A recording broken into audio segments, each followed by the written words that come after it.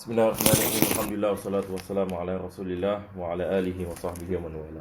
Yang sebelum saya teruskan ada siapa ada soalan tentang pengajian kita yang lepas dalam kitab Fathul Muin?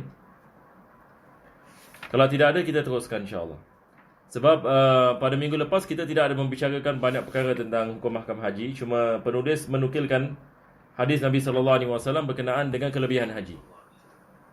Yani satu orang apabila dia melakukan haji, ada hadis mengatakan Allah mengampunkan semua dosanya seperti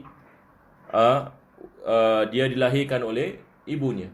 Yani maksudnya dia tidak mempunyai apa-apa dosa. Cuma ulama kita khilaf berkenaan dengan adakah maksudnya dosa terhadap manusia juga diampunkan? Sebab dosa pada manusia ini dia berdasarkan kepada apa? Kepada keredaan dan keampunan. Kalau kita menzalimi orang, tak cukup kita taubat kepada Allah SWT. Tidak cukup kita taubat kepada Allah Subhanahu wa taala.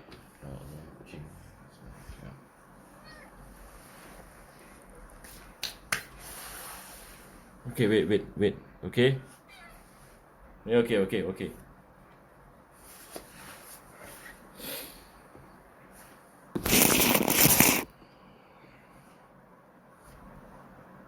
Jadi tadi apa saya mengatakan? Yani ulama kita mereka berbeza pendapat berkenaan dengan dosa. Adakah semua dosa diampunkan ataupun dosa terhadap Allah sahaja diampunkan? Ini kita bicarakan pada minggu yang lepas dan khilaf yang ulama di dalamnya. Nah, kita teruskan daripada situ. Ke surat 92. Bismillahirrahmanirrahim. Pengertian umrah dan bab umrah. Menurut arti bahasa iaitu mengunjungi tempat ramai. Sedang menurut syarak iaitu menuju Kaabah untuk beribadah seperti yang akan diterangkan berikut.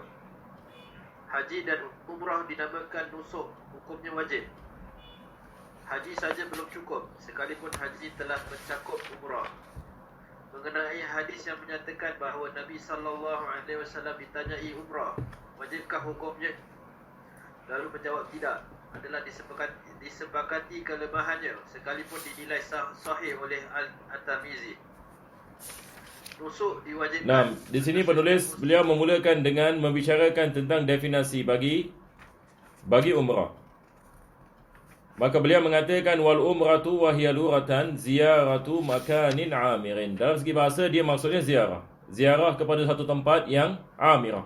Amirah ini satu tempat yang maksudnya makmur.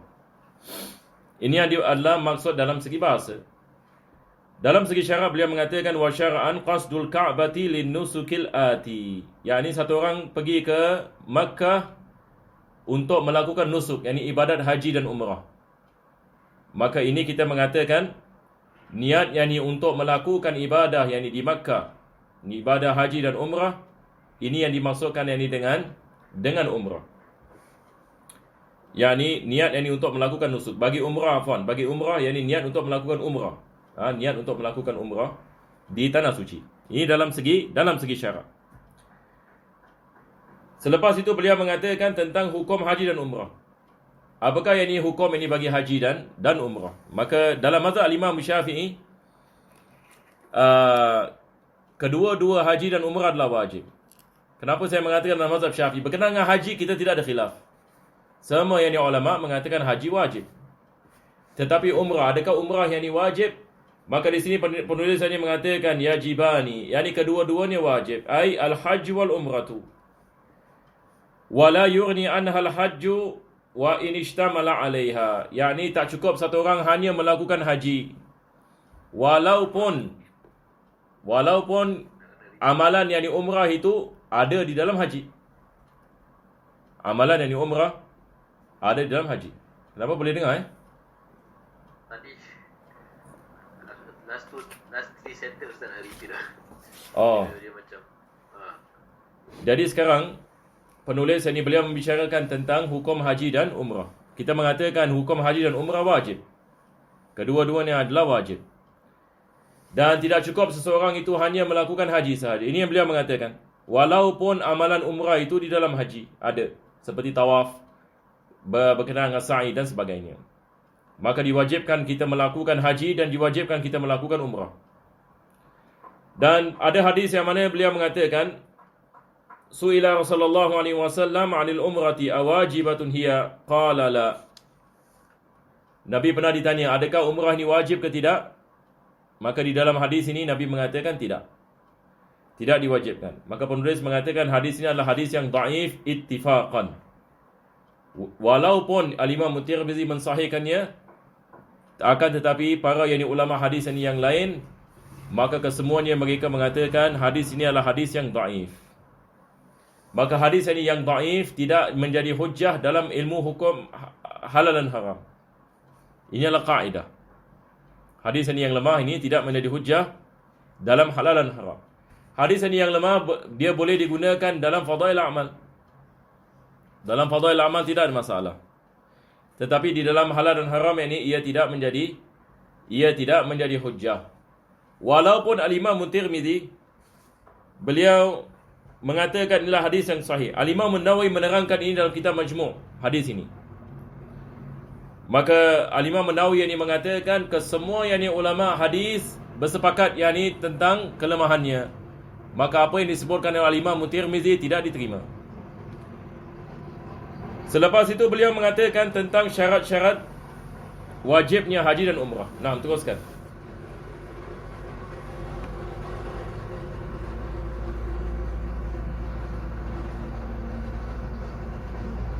Rusuh yang diwajibkan atas setiap muslim mukallaf, iaitu baligh, berakal, sihat yang merdeka.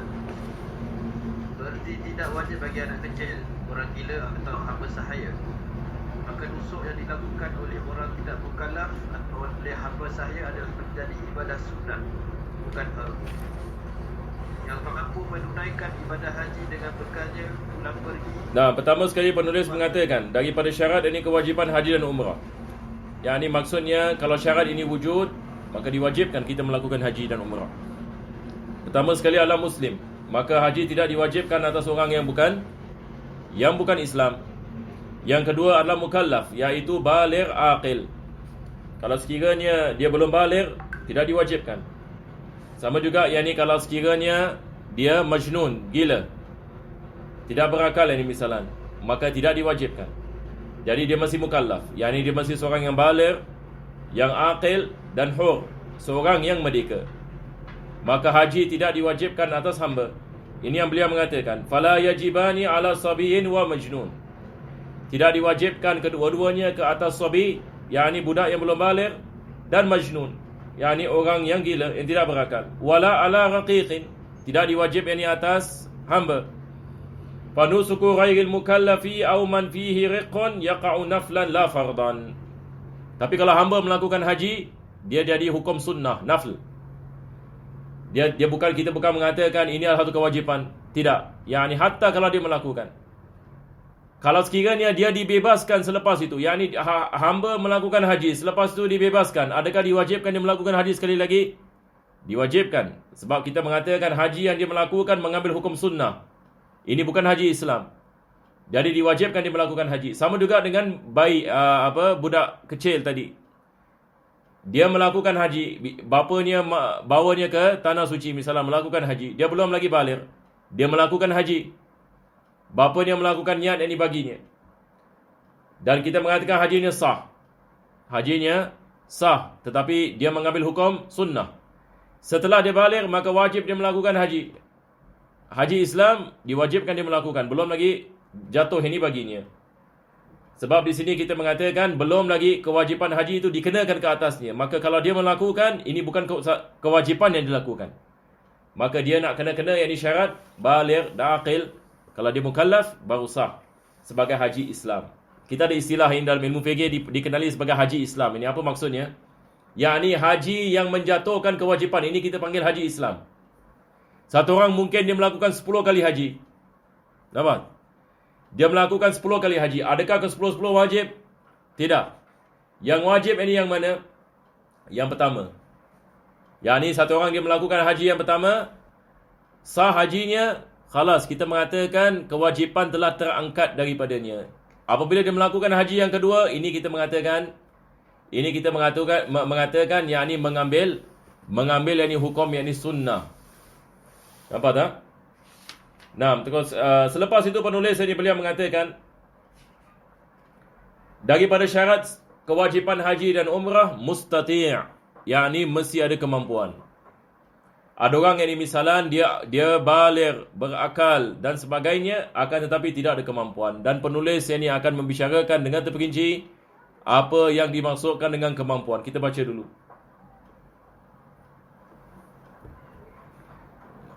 Yang mampu menunaikan ibadah haji dengan bekalnya pulang pergi, upah penjaga yang mengamankannya dan kenderaan atau ongkos sewanya jika jarak dari tempatnya sampai Mekah mencapai 2 marhalah atau kurang dari itu tetapi tidak kuat berjalan kaki.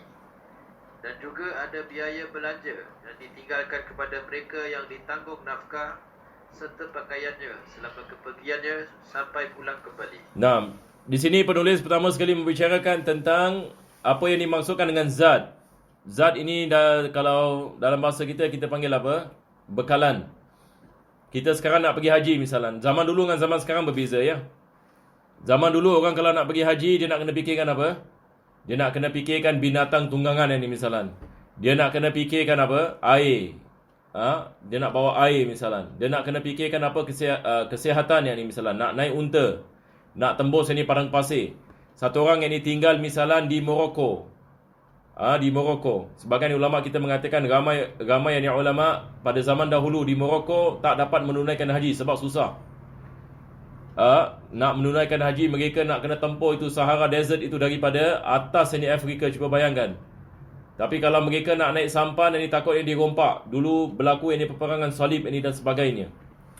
Jadi berlaku yang ini dalam sejarah manusia dan tinggal di bahagian Afrika dan di bahagian Morocco dan sebagainya, susah untuk mereka nak melakukan haji. Begitu juga orang Islam di Andalus, cuba bayangkan. Tinggal di Andalus ini pada zaman dahulu 1000 tahun yang lalu. Maka mereka nak pergi, mereka nak kena fikirkan apa?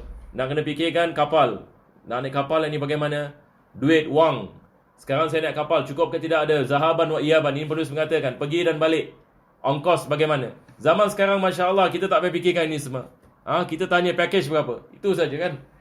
Biasanya kalau satu orang misalnya dia ada kesihatan, yang penting yang ni dia ada wang, maka macam-macam package ada. Ada package yang 7,000, ada package yang 10,000, ada package yang 12,000, ada VIP, ada VVIP dan sebagainya. Jadi dia hanya fikirkan untuk sediakan yang ni wang, selepas itu yang ni semua dia punya duit kapal terbang yang ni semua ada. Dia begitu juga duit hotel dan sebagainya. Jadi zaman sekarang dimudahkan, berbeza dengan zaman dahulu. Penulis yang ni hidup ini 300 atau 400 tahun ini yang lalu, dan pada ketika itu masih belum lagi ada apa yang kita ada hari ini seperti kapal terbang dan sebagainya. Maka beliau membicarakan berkenaan dengan seseorang itu mesti ada kemampuan untuk pergi dan balik. Dia punya ongkos. Sekarang kita mengatakan berapa yang ni package. Orang mengatakan misalan paling murah mungkin kita boleh dapat ini 10,000 misalan. Dan dia ada kemampuan. Maka kita mengatakan itu mencukupi. Di sini beliau mengatakan warahila wa samaniha in kana bainahu wa baina Makkah marhalatan, dengan syarat yakni dia lebih daripada 2 marhalah. Kalau dia lebih daripada 2 marhalah daripada Makkah, kalau sekiranya dia tidak ada tunggangan, tidak diwajibkan dia haji. Tapi kalau sekiranya dia ada tunggangan dan dia lebih daripada 2 marhalah, di sini penulis mengatakan maka kalau dia ada tunggangan maka baru diwajibkan.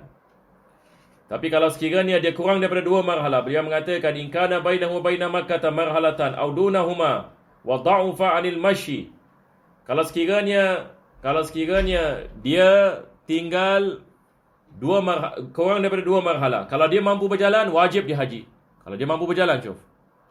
Tapi kalau sekiranya dia tidak mampu berjalan, di sini kita mengatakan kita kena tunggu yakni dia dapat kenderaan. Kalau dia dapat kenderaan baru diwajibkan. Kalau tak, tidak diwajibkan. Kalau zaman sekarang yakni kita membicarakan tentang kereta. Kalau satu orang dia tinggal misalan lebih daripada 2 marhalah daripada Makkah, dia tinggal di Saudi. Tapi dia tinggal di mana? Dia tinggal di Riyadh ini sebagai misal. Maka sekarang ini kita lihat boleh naik kereta pun boleh naik bas pun boleh dan sebagainya. Kalau sekiranya dia mampu membayar ini ongkosnya, maka diwajibkan ke atasnya. Dan beliau mengatakan ma'an nafaqati man yajibu alaihi nafaqatuhu wa kiswatu ila ruju'. Perkara yang kedua penulis membicarakan. Jadi sekarang perkara yang pertama adalah berkenaan dengan ongkos safar. Ongkos. Dia punya cost of travel. Dia mampu ke tidak? Zahaban wa iyaban. Ini bagi orang yang lebih daripada 2 marhalah. Lebih daripada 2 marhalah. Dia ada kemampuan dapat kenderaan ke tidak dapat kenderaan. Dia ada kemampuan untuk bayar ke tidak ada kemampuan untuk bayar. Kalau dia ada mampu maka wajib. Tapi kalau dia kurang daripada 2 marhalah, kita tanya soalan, dia boleh jalan ke tak boleh jalan? Kalau dia masih kuat lagi, dia boleh berjalan, khalas, kita mengatakan wajib dia melakukan haji. Walaupun dia mengatakan saya tak ada tunggangan, ataupun saya tak mampu nak bayar duit teksi dan sebagainya. Yang kedua adalah berkenaan dengan nafkah. Sekarang dalam perjalanan, dia ada kemampuan untuk nafkah bagi dirinya dan juga bagi ahli keluarganya yang dia meninggalkan di negeri. Sama juga hari ini misalan satu orang ini dia pergi haji misalan 20 hari. Dalam masa 20 hari ini, kalau berkenaan dengan pakej semua dah masuk. Jadi dia tak payah risau. Tapi bagaimana dengan nafkah ahli keluarga, misalnya isteri dan anak-anak dia? Kalau dia ada kemampuan ini untuk memberikan nafkah kepada mereka pada masa 20 hari ini. Yang ini daripada hari dia keluar sampai hari dia balik. Kalau dia ada kemampuan, kita mengatakan wajib dia melakukan haji, nafkah dan juga kiswah dan juga pakaian sampai dia balik ila ruju'. Nah, teruskan.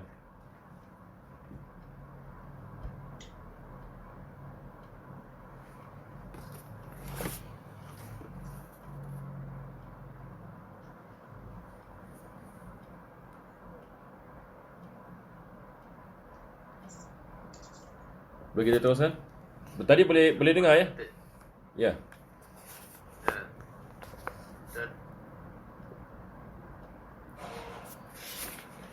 Kita dah sampai 94 sekarang. Dah habis eh? Ya. Macam terjemahan tak cukup. Terjemahan tak cukup. Tadi hantar baca daripada mana? Dan juga ada biaya belanja yang ditinggalkan kepada mereka yang ditanggung nafkah serta pakaiannya selama kepergiannya sampai pulang kembali. Ya, ini tadi kita mengatakan berkenaan dengan perkara yang kedua. Yang ni wajib dia menyiapkan nafkah bagi dirinya dan juga ahli keluarganya sampai dia kembali. Sebelum itu penulis membicarakan tentang dia punya ongkos travel. Kalau dia ada kemampuan ini untuk pergi, dia ada kenderaan, maka diwajibkan dia melakukan sedemikian. Ini semua kita dah membicarakan. Okey, muka teruskan. Syarat wajib haji.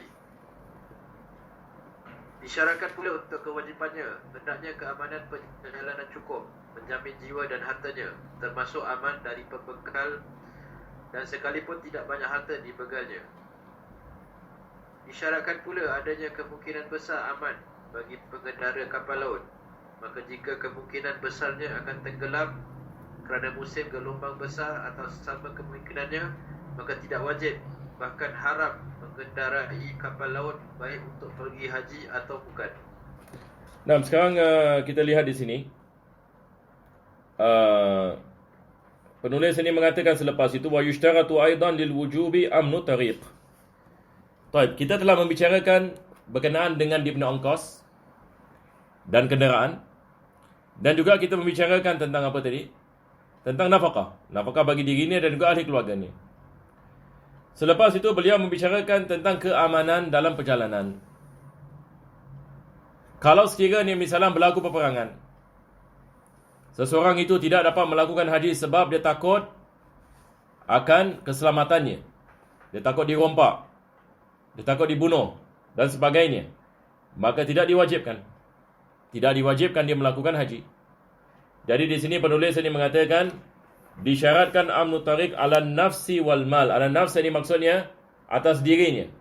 Yakni dia tidak diculik, dia tidak dibunuh misalan, dan juga atas hartanya, dia tidak dirompak. Walau min rasadi. Walaupun ini daripada rasadi. Ini kita lihat ini apa yang diterjemahkan di sini. Rasadi ini dalam segi bahasa Arab adalah perompak. Rasadi ini dalam segi bahasa Arab dia adalah perompak.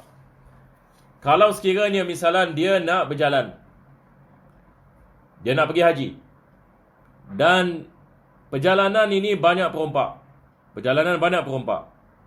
dan dia takut kalau sekiranya dia dirompak, maka tidak diwajibkan dia haji. Boleh faham insya-Allah? Jadi kita lihat apa yang terjemahan di sini mengatakan, disyaratkan pula untuk kewajipannya hendaklah keamanan perjalanan cukup menjamin jiwa dan hartanya, termasuk aman dari pembegal. Ini terjemahannya. Rasadi, dalam bahasa Arab kita panggil rasadi. Rasadi ini dia adalah perompak. Asal perkataan rasad ini dia apa? Mengintip. Yang ini daripada jauh. Macam satu orang ini dia gunakan apa? Dia punya binoculars kan? Ini kita mengatakan rasad. Mirsad. Itu sebab dalam Al-Quran Allah mengatakan, Inna rabbakum labil mirsad. Yani Allah Subhanahu Wa Taala sentiasa melihat kamu. Jadi ini rasadi ini dia jenis ini perompak macam mana? Dia biasa duduk atas gunung. Dan dia akan lihat ini apa? Kafilah berlalu. Kalau dia lihat ini kafilah orang sikit misalnya banyak orang tua, dia boleh rompak kan? Dia attack. Ini kita panggil apa?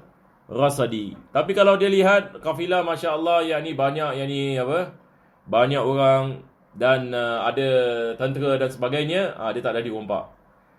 Jadi ini yang dimaksudkan dengan perkataan rasadi. Terjemahan ini mengatakan pembegal. Siapa boleh faham ini perkataan ini pembegal? Dia maksudnya begitu ya. Yakni kita mengatakan seperti perompak. Dan sekalipun tidak banyak harta yang dibegalnya. Yakni walaupun yang perompak ini dia dikenali perompak, dia mencuri tapi biasa dia tak ambil banyak barang. Dia sikit-sikit je. Yakni misalnya ini orang-orang miskin, perompak yang ni di padang pasir, dia kalau rompak pun misalnya yang ni dia minta duit sikit. Setakat yang ni dia nak belanja. Walaupun yang ni dia perompak di tempat ini tidak dikenali yang ni untuk merompak ini segala-galanya, maka tidak diwajibkan yang ni dia melakukan haji, sebab di sini kita menghukumkan perjalanan ini tidak ada keamanan. Tapi zaman sekarang kita tidak membicarakan ini semua. Zaman sekarang ia boleh berlaku, bukan kita mengatakan tak boleh berlaku. Kalau sekiranya berlaku peperangan dunia mungkin, na'udzubillah min zalik. Yang mana kapal terbang misalnya dah tak boleh apa kita mengatakan nak berjalan misalnya yang ni di tempat-tempat yang ni di Timur Tengah sebagai misal. Ditakuti kena shoot misal. Macam apa yang ni berlaku di kapal terbang Malaysia misalnya di Ukraine. Daripada bawah mereka tembak misal, habis jatuh yang ni semua orang. Kalau diketahui misalnya di tempat-tempat misalnya kita nak pergi yang ni ke tanah haram misalnya nak pergi Jeddah ke mana ke, kita nak kena melentas ini kapal terbang nak kena melentas di tempat ini dan dah beberapa kapal terbang dah kena shootkan misal. Baik, bagaimana? Maka di sini kita mengatakan ada kemungkinan yang ni kalau kita pergi, na'udzubillah min zalik, ditembak. Maka di sini Islam mengatakan tidak diwajibkan. Tidak diwajibkan. Selepas itu beliau mengatakan wa ghalabatus salamati lirakibil bahr. Sekarang pula berkenaan dengan orang yang naik kapal. Syaratnya adalah mesti ada keselamatan. Yani kalau sekiranya dia boleh naik kapal dan ada syarat yang ni keselamatan.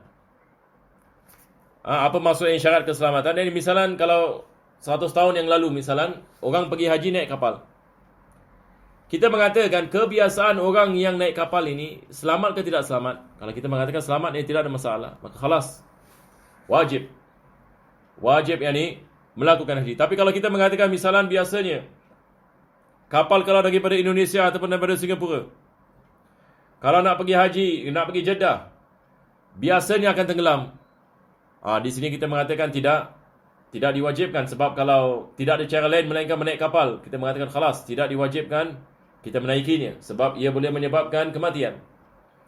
Jadi di sini beliau mengatakan wa ghalabatu salamati lirakibil bahri fa in ghalabal halak li hayajanil amwaj fi ba'dil ahwali aw istawaya lam yajib. Di sini penulis ini dia memberikan kepada kita cara untuk kita nak menilai perkara ini. Sekarang bilakah kita mengatakan ia tidak diwajibkan? Beliau mengatakan kalau sekiranya kebanyakan yang ni kapal tenggelam, kebanyakan yang lebih daripada 50%. Ini adalah perkara yang pertama. Perkara yang ni, yang kedua, kalau istawaya, kalau 50-50. Misalnya daripada 10 kapal yang pergi, 5 tenggelam. Ataupun 5 dirompak. 50-50. Adakah kita mengatakan ada possibility saya dirompak, ada possibility saya tak rompak? Kalau 50-50, khalas kita mengatakan tidak diwajibkan. Tidak diwajibkan. Ini dia boleh menjadi apa? Disebabkan hayajanil amwaj, sebab kadang-kadang ada storm dekat laut. Dan zaman dahulu ini biasanya ada sebahagian ini kapal dia tidak dapat tahan ini ombak. Kalau zaman dahulu biasa kapal daripada kayu. Jadi cuba bayangkan kalau kita nak naik kapal daripada Singapura ke Jeddah. Cuba bayangkan 300 tahun yang lalu. Bagaimana agaknya kapal yang ni pada 300 tahun yang lalu? Kita nak kena banyak ini berdoa yang ni. Betul ke tidak? Yang ni sebelum naik dan semasa naik dan selepas naik. Yang ni sebab dia punya keadaan ini tak sama dengan kapal sekarang. Hatta kalau kapal sekarang satu orang ini naik kapal sebesar seperti cruise ship, ini tidak ada masalah. Kebiasaannya dia tidak tenggelam. Kebiasaannya dia boleh tahan ombak. Tapi berbeza dengan kapal-kapal yang lama. Bal yahrumu rukub fihi walahu wali ghairihi. Bahkan penulis mengatakan diharamkan dia naik kapal seperti ini. Kalau dia mengatakan misalan besar kemungkinan tenggelam, besar kemungkinan. Biasa dia tak boleh tahan Indian Ocean, dia masuk Indian Ocean, khalas. Haram ini ke atas ni. Ini yang penulis ini mengatakan dia haramkan ke atasnya. Jadi mengatakan maka jika kemungkinan besarnya akan tenggelam kerana musim gelombang besar ataupun sama kemungkinan. Sama kemungkinan di sini maksudnya anda 50-50. Maka tidak wajib. Bahkan haram mengendari kapal laut baik untuk pergi haji ataupun bukan. Yani apa yang dimaksudkan di sini adalah diharamkan. Kalau sekiranya besar kemungkinan dia tenggelam, tidak boleh kita naik. Sama juga dengan kapal terbang hari ini. Sama juga dengan kapal terbang. Kalau kita lihat misalan kebanyakan orang ini kapal terbang hempas. Na'udzubillah min zalik. Ini misal ya ni. Diharamkan kita naik kapal terbang. Kalau sekiranya daripada 10 flight misalan 7 jatuh, hempas. Daripada 10, 7 jatuh. Sekarang apa hukum ini naik kapal terbang? Diharamkan. Ini penulis ini mengatakan. Jadi kita balik ini kepada bagaimana yakni besar kemungkinan, kalau kita mengatakan besar kemungkinan dia hempas, diharamkan sebab kita nak selamatkan jiwa. Wajib dalam Islam. Tapi berkenaan dengan kapal terbang ini dia kadang-kala saja. Yang hempas ini dia very rare cases kan? Very rare cases. Maka tidak ada masalah kita menaiki ini kapal terbang. Nah, teruskan.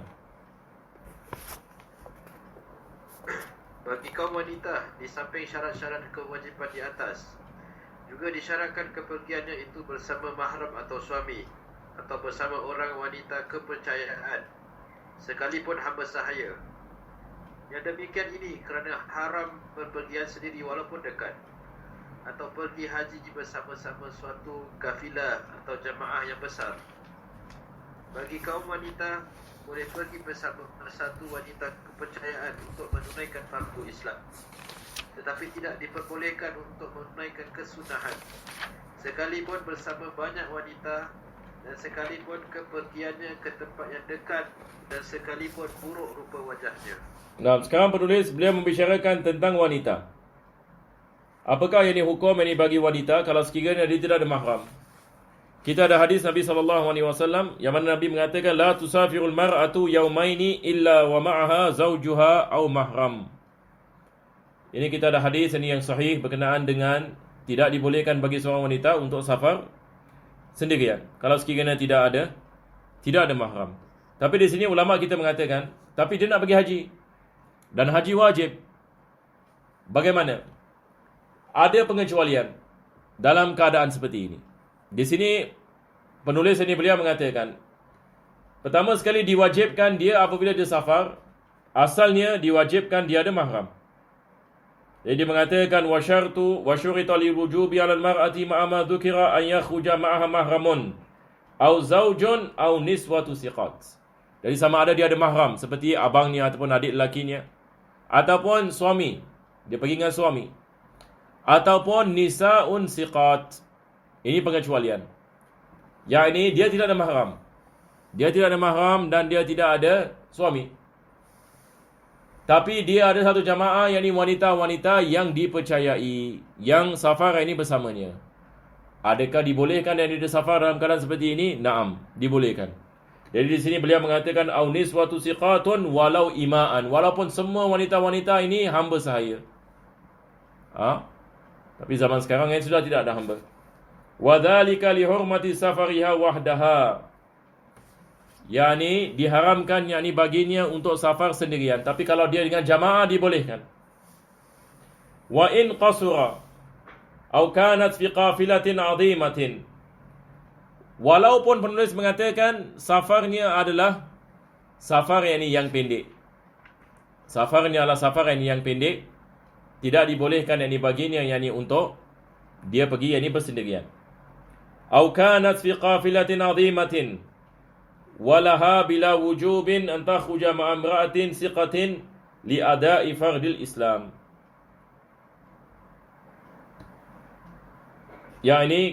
Begitu juga kalau sekiranya dia keluar dengan kafilah yang besar, dibolehkan. Kalau sekiranya dia keluar dengan kafilah yang besar, maka dibolehkan dia keluar. Dan ini semua adalah untuk dia menunaikan kefarduan haji.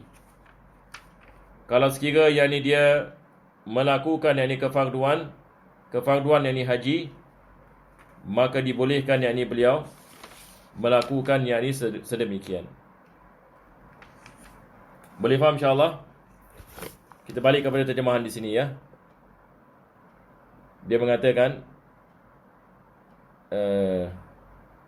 maka bagi kaum wanita di samping syarat-syarat kewajiban di atas juga disyaratkan kepergiannya bersama mahram atau suami ataupun bersama orang wanita kepercayaan sekalipun hamba sahaya. Yang demikian itu kerana haram berpergian sendirian walaupun dekat. Atau pergi haji bersama-sama satu kafilah jemaah yang besar, tidak ada masalah. Bagi kaum wanita boleh pergi bersama satu wanita kepercayaan untuk menunaikan fardu Islam. Maka ini dibolehkan. Apa yang diharamkan adalah kalau sekiranya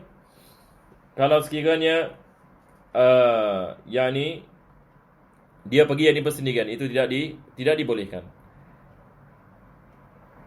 Tapi tidak diperbolehkan untuk menunaikan kesunahan sekalipun bersama banyak wanita dan sekalipun kepergian di tempat yang dekat. Berkenaan dengan selain daripada haji Islam yang wajib, tidak dibolehkan. Kalau sekiranya misalan dia nak safar menunaikan haji, tapi ini bukan haji Islam, ini adalah haji yang kedua, tapi dia mengatakan saya pergi dengan jamaah, saya pergi dengan nisa siqat, maka di sini tidak dibolehkan. Jadi hanya dibolehkan kalau sekiranya dia mahu menunaikan haji Islam. Pengecualian dia keluar dengan jamaah yang besar ataupun wanita yang dipercayai.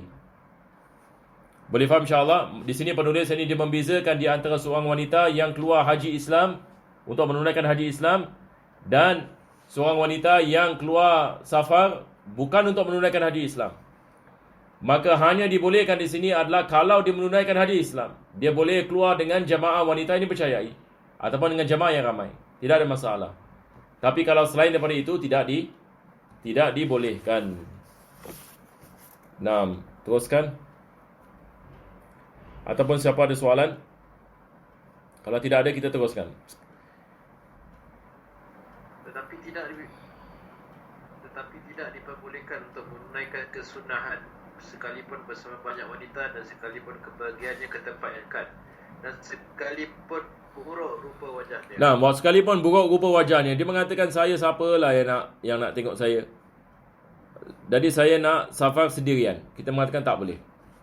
Walaupun dia mengatakan saya bukan wanita yang cantik ke apa dan insya-Allah tak berlaku apa-apa dan sebagainya.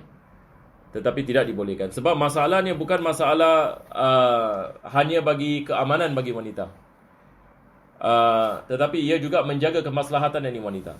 Jadi kebiasaan wanita kalau dia bersendirian, maka dia kalau terjebak dalam masalah dalam perjalanan dan sebagainya di sebahagian tempat-tempat di dunia ini boleh menyebabkan apa kita mengatakan masalah ini baginya. Maka di sini Islam mengharamkan ke atasnya safar, melainkan kalau dia nak menunaikan haji Islam. Nah, teruskan. Sesungguhnya para ulama menjelaskan bahawa pada dasarnya bagi wanita Mekah dalam keadaan bersama beberapa wanita adalah haram melakukan umrah sunnah dari Tan'im. Lain halnya menurut pendapat orang yang menentangnya. Kewajipan menunaikan nusuk adalah 1 kali untuk sepanjang usia. Lagi pula boleh dilakukan dengan menunda, tidak harus segera. Memang diperbolehkan menunda nusuk dengan syarat berniat untuk menunaikannya di tahun depan. Dan hendaklah waktu pelaksanaannya tidak semakin terasa sempit baginya lantaran menunaikan nazar atau qada, atau khawatir sakit lumpuh atau hartanya rosak dengan ada qarinah walaupun kecil. Ada yang mengatakan bagi orang yang mampu hendaklah jangan sampai meninggalkan nusuk setiap 5 tahun sekali, sebagaimana berdasarkan pada suatu hadis. Nah, penulis mengatakan sesungguhnya para ulama menjelaskan bahawa pada dasarnya bagi wanita Makkah dalam keadaan bersama beberapa wanita adalah haram melakukan umrah sunnah daripada Tan'im. Tan'im ini kita mengatakan dia dah keluar daripada Makkah. Jadi hukumnya adalah hukum musafir. Ini adalah safar qasir. Safar ini yang dekat. Jadi kalau sekiranya dia melakukan umrah yang sunnah, bukan umrah yang wajib, dia melakukan umrah yang sunnah, tidak dibolehkan baginya untuk keluar walaupun yakni dengan jamaah yakni wanita yang dipercayai. Jamaah wanita yang dipercayai. Apa sebabnya? Sebab ini umrah yang sunnah. Berbeza kalau sekiranya dia umrah yang wajib. Boleh faham insya-Allah? Baik. Lain halnya menurut pendapat orang yang menentangnya. Yakni kita ada khilaf yang berkenaan dengan perkara ini. Pendapat yang mu'tamad dalam mazhab Syafi'i diwajibkan mahram bersama ni. Diwajibkan mahram ataupun suami bersamanya. Melainkan kalau sekiranya dia adalah haji Islam seperti mana kita mengatakan, ataupun umrah yang wajib, boleh dia keluar dengan wanita yang dipercayai. Kewajipan menunaikan nusuk adalah satu kali untuk sepanjang usia. Lagi pula bisa dilakukan dengan menunda, tidak harus segera. Ini berkenaan dengan haji ini kita mengatakan dia adalah ala tarakhi. Maksudnya tidak diwajibkan kita melakukan sekarang. Satu orang ada kemampuan. Dia ada kemampuan untuk melakukan haji. Adakah dimaksudkan dia melakukan haji tahun ini wajib kita mengatakan tahun ini? Ini kita ada khilaf di antara mazhab Syafi'i dengan mazhab Hanafi. Mazhab Syafi'i kita mengatakan boleh kita menundakan. Yang maksudnya tidak semestinya kita melakukan tahun ini. Berbeza dengan mazhab Hanafi. Mazhab Hanafi mengatakan khalas, awak kalau ada kewajipan, semua awak ada wang dan sebagainya, kesihatan semua bagus, tidak ada peperangan dan sebagainya, tamam, maka wajib menunaikan haji pada tahun ini. Wajib menunaikan haji ini pada tahun ini. Cuma zaman sekarang ini kita berhadapan dengan kota. Singapura kota agak susah sikit. Satu orang yang ni dia ada kemampuan, Masya Allah, semua yang ni ada. Tapi kota masalah. Dia nak kena queue. Apa nak buat? Ini adalah perkara yang kita tidak ada kemampuan yang ni untuk menukarnya. Maka dalam keadaan seperti ini, maka tidak ada masalah yang ni untuk kita menundakannya. Selepas itu beliau mengatakan memang diperbolehkan menunda nusuk dengan syarat berniat untuk menunaikannya di tahun depan. Dengan syarat mesti ada keazaman.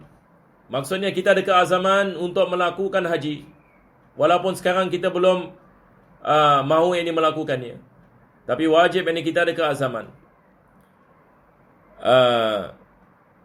Maka diperbolehkan menunda nusuk dengan syarat berniat untuk menunaikannya di tahun depan. Dan hendaklah waktu pelaksanaannya tidak terasa sempit baginya lantaran yang menunaikan nazar ataupun qada, atau khawatir yang sakit lumpuh atau hartanya rosak dengan ada qarina walaupun kecil. Satu orang kalau nazar misalnya, dia mengatakan saya nazar untuk melakukan haji tahun ini. Khalas, kita mengatakan tahun ini awak wajib pergi. Dah tak ada tunda lagi. Kalau sekiranya dia bernazar, ataupun qada, dia tidak wukuf ini Arafah pada tahun lepas ini misalnya, maka diwajibkan dia qada dengan segera. Tahun ni dia kena buat.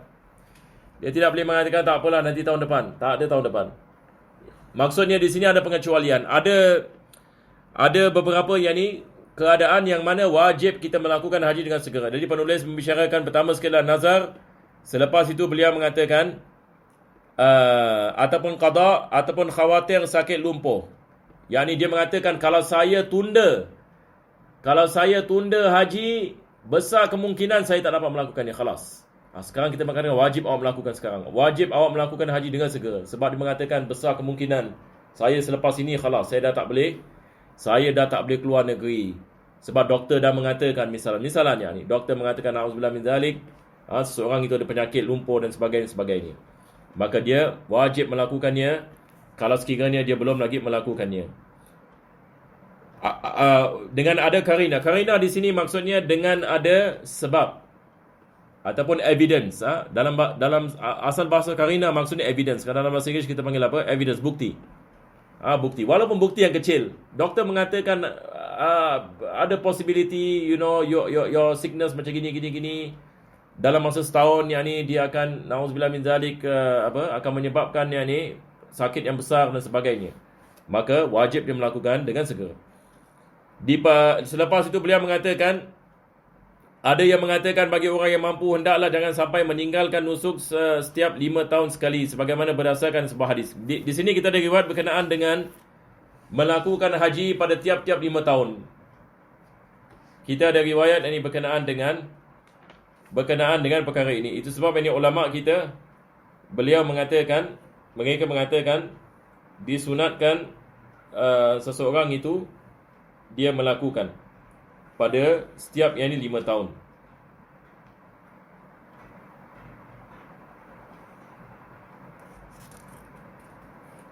Ini dalam kitab I'anatul Talibin ada hadisnya, ada riwayatnya. Yang ini beliau mengatakan, ana abdan sahhatu lahu jismuhu wa wasa'tu alaihi. Ini hadis qudsi. Ana abdan sahhatu lahu jismuhu wa wasa'tu alaihi fil ma'ishati tamdi alaihi 5 a'wamin wa lam yufdi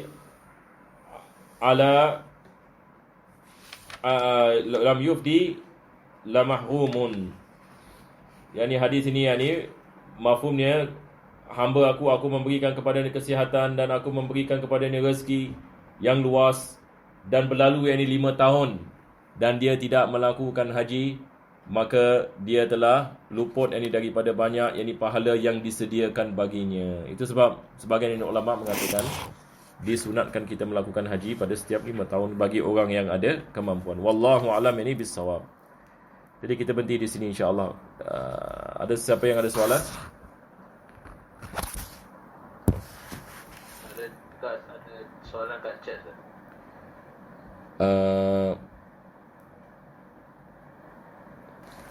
Umrah adalah wajib. Ini soalan menanyakan termasuk umrah hanya sekali untuk kaum wanita. Ini saya tak faham sangat soalannya. Tapi kalau dia menanyakan tentang adakah umrah ini wajib bagi wanita, wajib ini untuk wanita. Dialah sekali seumur hidup. Haji dan umrah. Bolehkah seorang wanita melakukan umrah sunnah ditemani anak perempuan? Mohon yakni penjelasan. Berkenaan dengan kalau dia berpergian 2 orang, kalau dia umrah sunnah mengikut pendapat mazhab Imam Syafi'i mu'tamad, tidak dibolehkan. Berbeza kalau sekiranya adalah umrah yang wajib. Ini seperti mana tadi penulis mengatakan. Tadi penulis ada sebut tentang masalah ini. Betul ke tidak? Yang ini berkenaan dengan satu wanita yang dipercayai. Kalau sekiranya dia umrah yang wajib, boleh. Tapi kalau umrah yang sunnah, tidak boleh. Tapi di dalam perkara ini ada khilaf. Tetapi pendapat mazhab Al-Imam Syafi'i tidak dibolehkan. Melainkan dengan mahram, baru dibolehkan. Boleh insyaAllah?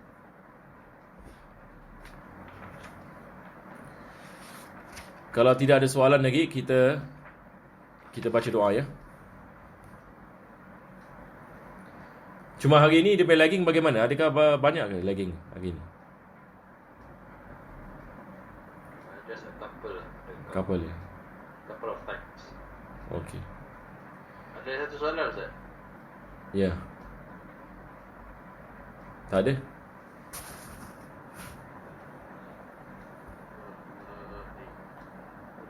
Umrah yang wajib adalah umrah yang pertama. Ya. Oh, umrah yang wajib adalah umrah yang pertama. Ya, betul. Dia adalah umrah yang pertama. Yang ni setelah baligh. Seperti mana kita mengatakan, dia dah baligh, berakal, mukallaf. Tapi kalau dia bikin umrah dia belum baligh, wajib dia melakukan sekali lagi.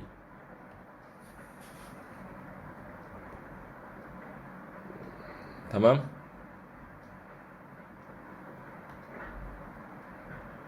Okey. Bismillah. Bismillahirrahmanirrahim.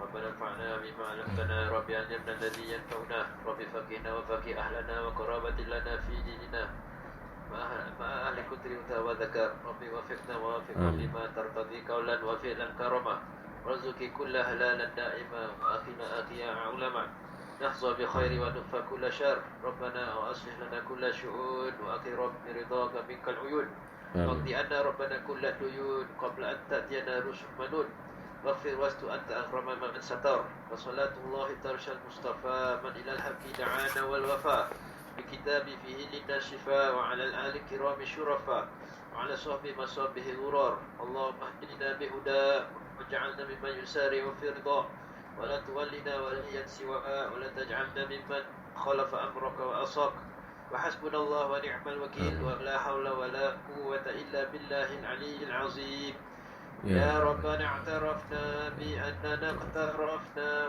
وأننا أسرفنا على لظى أشرفنا واترك علينا توبة ترسيم كل هوبة واستر لنا الأورات وآمن الروعات واغفر لوالدينا ربي ومولودينا والإخوان والسائر الخلان وكل ذي محبة أو جيرة أو صحبة والمسلمين أجمع منا ربي فاسمع فضلا وجودا منا لا باكتساب منا بالمصطفى الرسول نهضى بكل سلي صلى وسلم ربي عليه عند الحب وآله وصحبه عداد تشر صحبي والحمد لله في البدء والتناهي إلى حركة النبي صلى الله عليه وسلم الفاتحة أعوذ بالله من الشيطان بسم الله الرحمن الرحيم الحمد لله رب العالمين الرحمن الرحيم مالك يوم الدين إياك نعبد وإياك نستعين اهدنا الصراط المستقيم صراط الذين أنعمت عليهم غير المغضوب